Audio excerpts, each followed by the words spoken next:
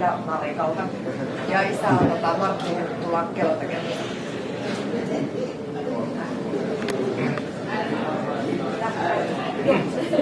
Kemisessä on asunut.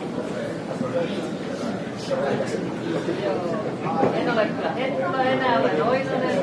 Olen päässyt naimisissa ja meillä on 5 yhteistä lasta sielläkin ajoilta ja 92 etelään ja ikinä enää ei ole palautu pysyvästi kysymykseen. Silloin tällöin on kiva käydä ja semmoista, että minä olin siellä sairaalassa töissä ja täällä jatkoin sitä sairaalassa oloa, mutta sitten olen käynyt sosionomiksi ja käynyt välillä sosiaalitoimistossa ja kyllästyin siihenkin ja sitten olen ollut vähän tämmöinen vapaa-eläjä ja olen käynyt töissä vähän siellä täällä ja välillä ollut työttömänä. On ihan kiva tämmöinen, saa välillä levätä tässä iässä jo. Ihan kiva nähdä, että alkaa aina muistua asiat mieleen, kun katselee näitä ihmisiä. Että ensin on hirveän niin oudoa, ja kun sitten katselee sitä tarkemmin, niin alkaakin tuntea näitä ihmisiä.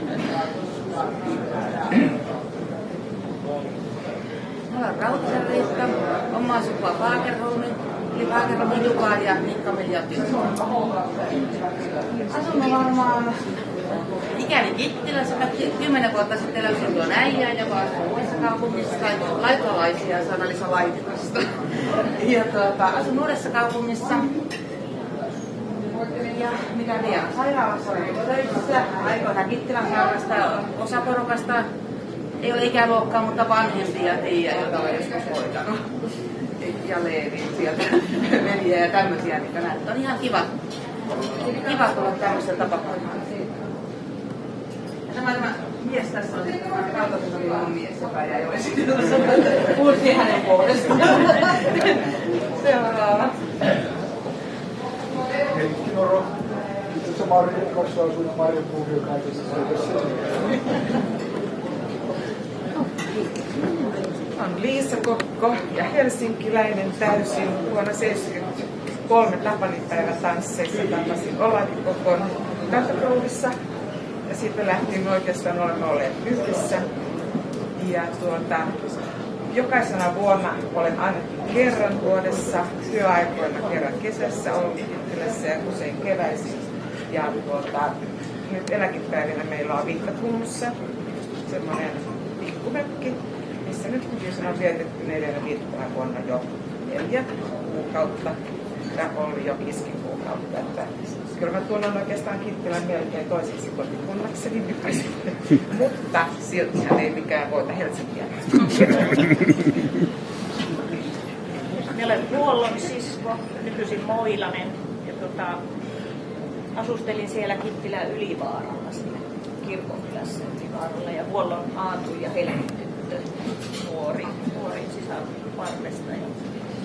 Jaanan kanssa me käytiin lukioon yhdessä ja 79 kirjoitin sieltä ja sitten lähdin Tampereelle 81 opiskelemaan ja sitten olen Helsinkiin muuttanut 85 ja asustelen tuossa Suutarilassa tämän minun miehen ja perheen kanssa. Ja meillä on siinä semmoinen vanha omakotitalo. Oli kävelymatka tähän.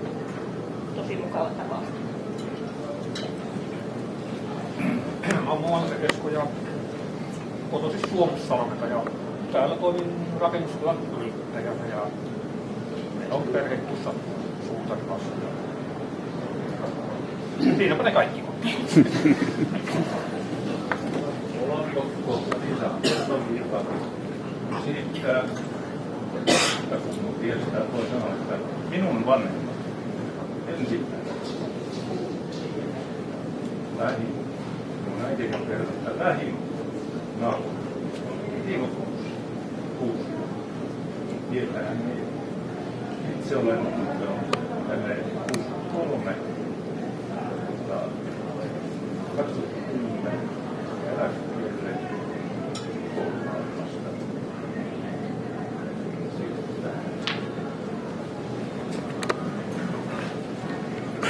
No mä Juttilalla Demetrossa vähän esittelin itseäni, mutta minä olen